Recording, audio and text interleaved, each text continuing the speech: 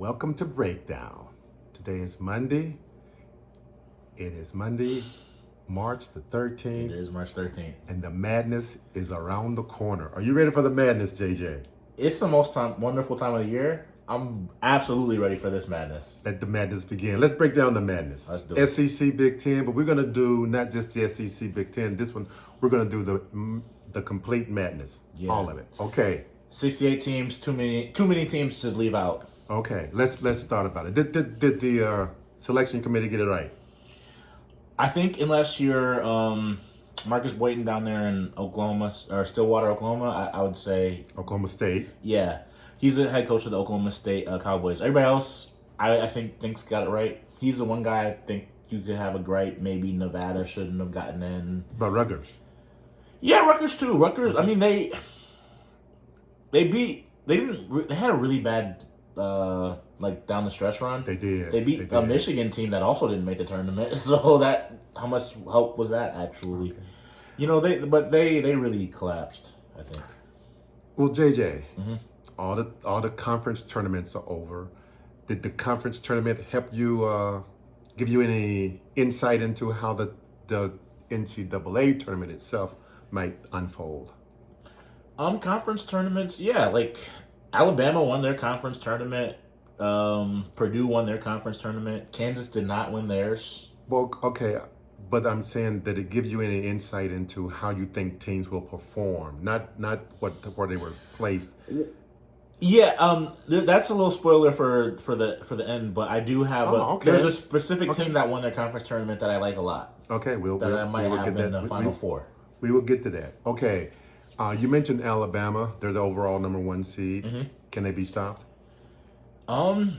Yeah, I mean, they can be stopped. I mean, they're a team that lives by the 3, so you know what can happen if you aren't shooting the 3 well at any given game, you know. Okay. Well, JJ, what's the biggest storyline coming into this tournament? In some of the past ones, it was COVID.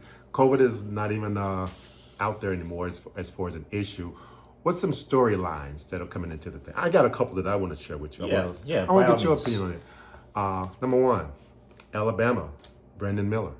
Mm-hmm. I think that's a huge storyline going on. SEC Freshman of the Year, SEC Player of the Year. And also a witness to a murder. Well, was he a witness or was he... I don't think he was there.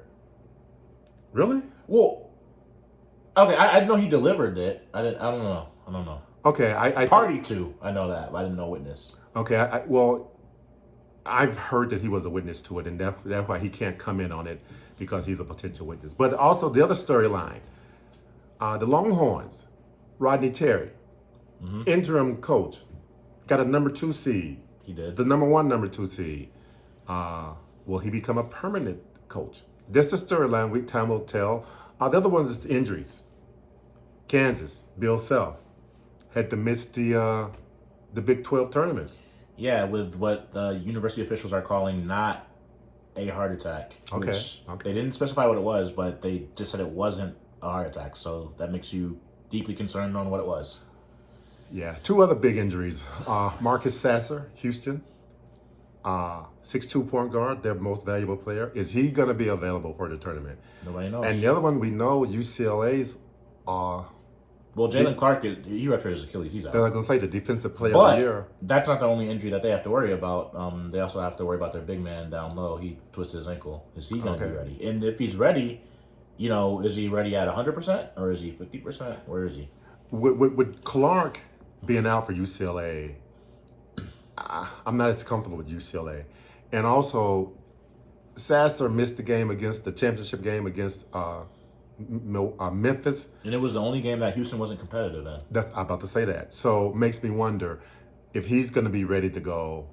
And I haven't heard, yay or nay on these 2 guys. So it looked pretty serious at the time, but these guys are young. Who knows? So JJ, what is some intriguing first round that you want to talk about? Or do you have any you want to talk about? Or what do you want to talk about overall on the tournament?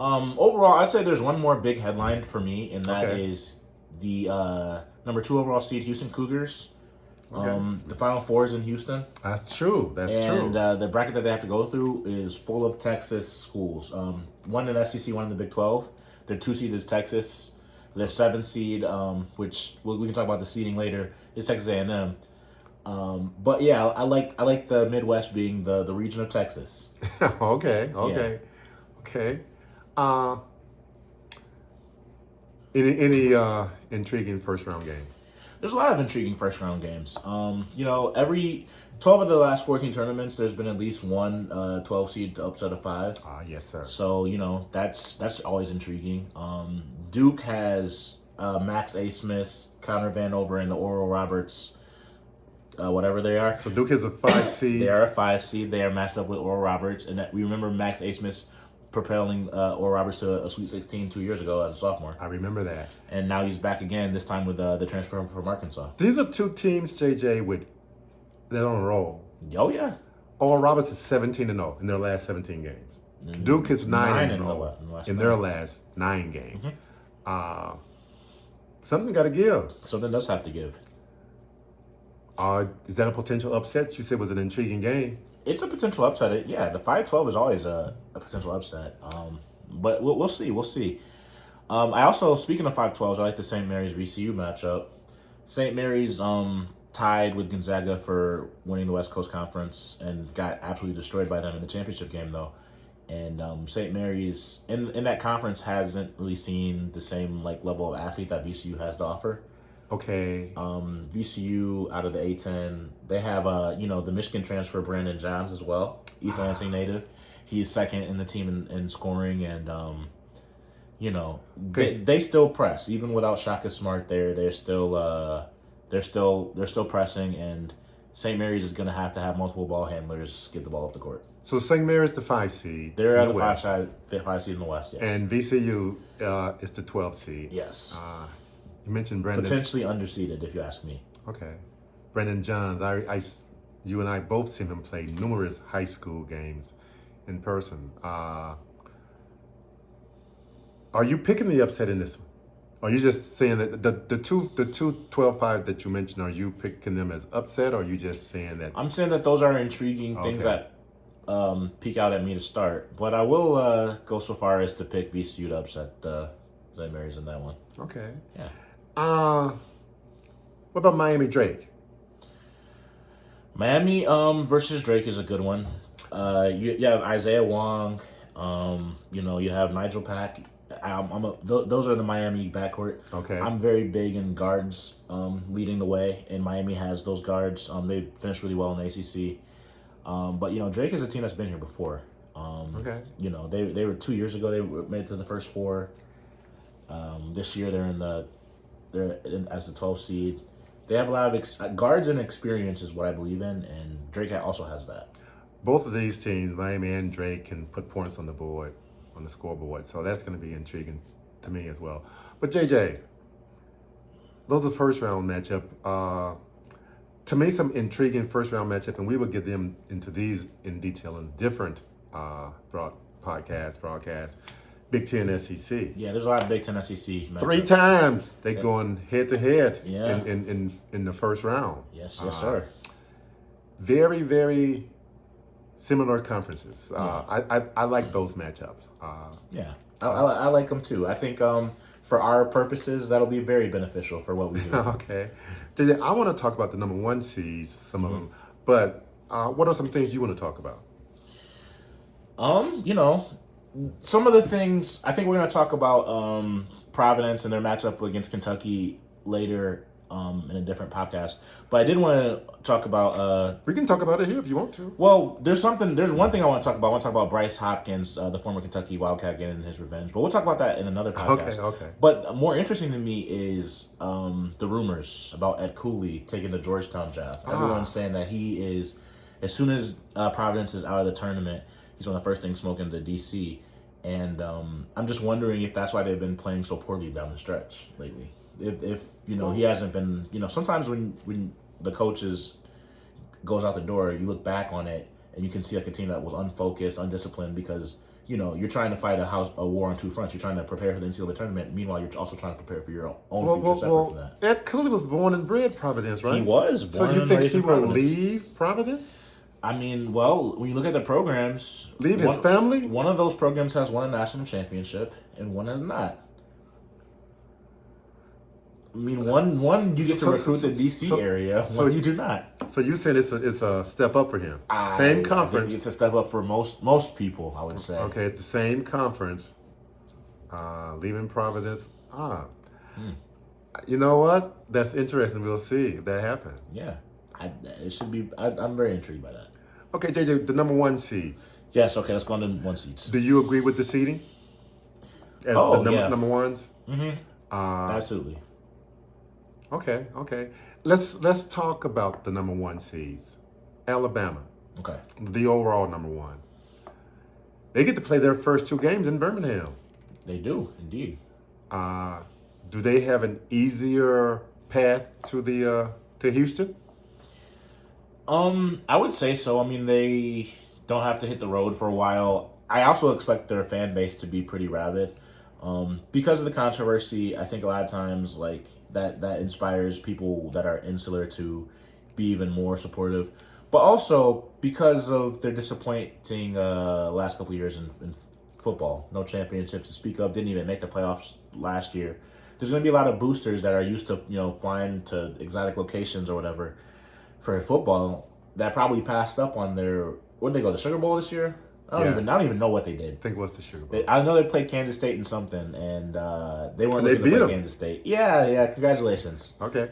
Did you watch it? Did you? I did. Okay, well, But I didn't JJ, watch. you said something very interesting because not only will the fan base from Alabama be in Birmingham, the fan base from Auburn will be in Birmingham. Yeah. Auburn is playing there as well.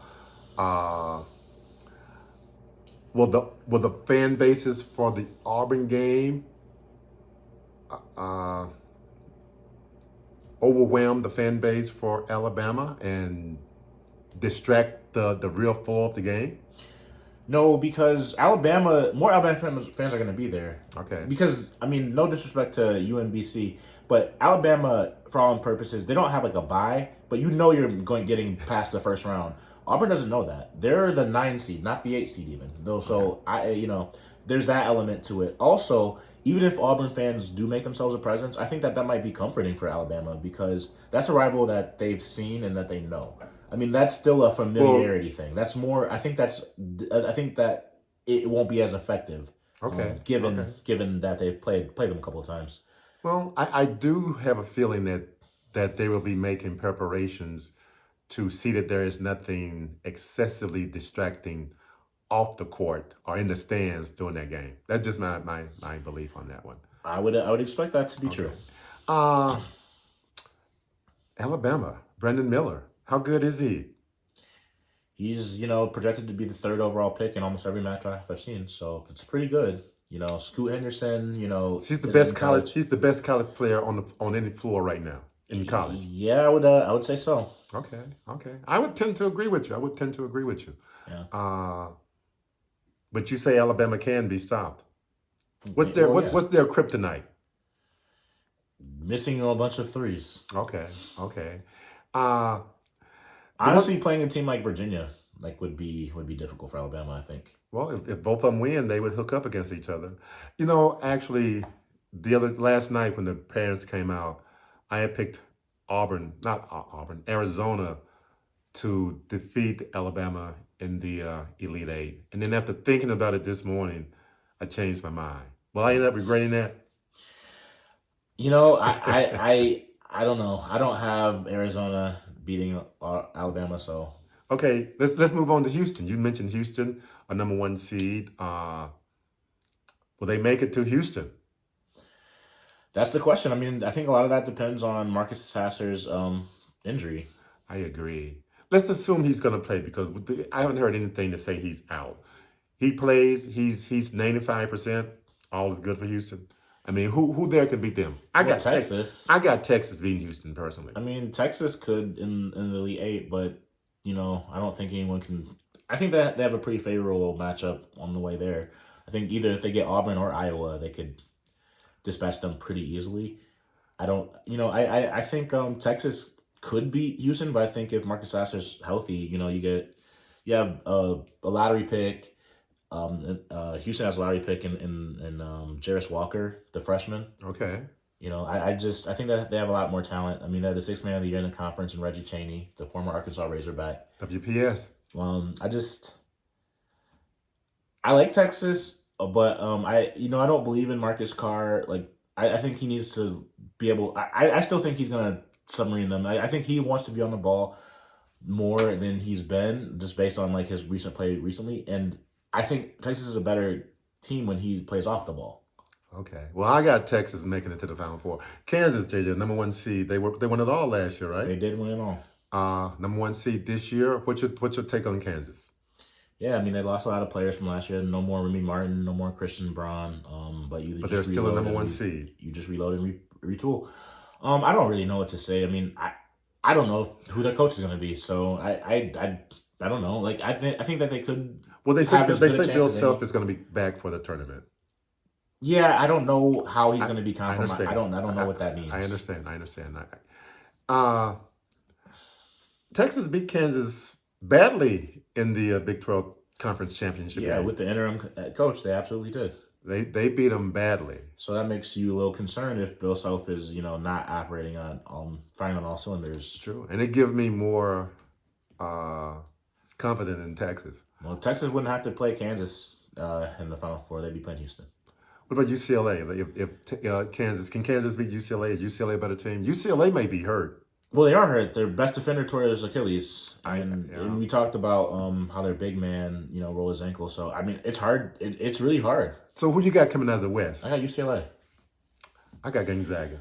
Well, Gonzaga, I have not been impressed with at all this year. Well, UCLA should have beaten Arizona. I mean, if you watch the Arizona in the championship game and they lost by 2, those officials had better not ref one game in the NCAA tournament. I'll just leave it at that.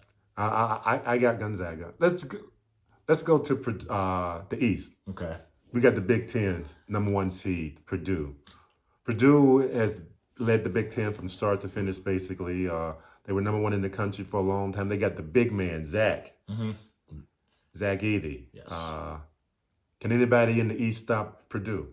Well, Duke will, because they're going to come out of the East and they're the Final Four representative for... Duke is a 5 seed. They are a 5 seed. They won 9 in a row. They have won 9 in a row. They won the ACC championship tournament. So why you say Duke will beat Big Ten rep Purdue? Well, I think if you remember, they played earlier in the year. Purdue handled them pretty easily, and Duke hasn't looked like that team at all as of late. I think that they have experience in where it's most necessary. Their guards, they have a junior guard, Jeremy Roach. They have experience, they have young talent, and I think that, the shadow of Coach K is no longer looming over. I think this is John Shire's team, his identity, his footprint. I think that they have the most talent, and I think that they have a good coach. I think that they're the best team in there. And Tennessee's Akai Ziegler's out. They haven't really looked the same. They lost to Mizzou. They've only played, 1 or 2 games without him? I think 1 or 2 games before the tournament. I mean, they played at least 3 without him. Okay. But maybe I don't know. But Tennessee doesn't look as good. And Well, I still say the East is the toughest of all the brackets. Oh, okay. I think Marquette is good. You mentioned Duke. I still think Kentucky is good. Kentucky, I hate to say it, Kentucky, they got 4 McDonald's All-American on their team. The real Kentucky has played a couple of times this year and not played a couple of times this year. But you're picking Duke in the East. So, JJ, before we wind this all down, let's go back South, Midwest, East, and West. Pick your winners from each region. Okay, so I have Texas coming out of the Midwest Over Houston. Okay, Texas. Because of Marcus Sasser's injury. I have UCLA coming out of the West. UCLA, the Bruins, even though they don't have their defensive player of the year. And I have Duke coming out of the East. Duke. And because of Kirk Kriesman not being the same at Arizona since his shoulder injury, I'm going to take Alabama to overcome Arizona. I'm going with Alabama. Mm-hmm. Initially, I had picked Arizona. I'm going with Alabama in the South. In the Midwest, I'm going with Texas. Okay. In the West, I'm going with Gonzaga. And then the Beast of the East with Purdue, Marquette, Kansas State, Tennessee, Duke, Kentucky. All of them, I think, are really great teams. But I'm going to go with Kentucky. Okay, well, that's a decision. All right. Anyway, see you guys next time. WPS, we'll Big Suey.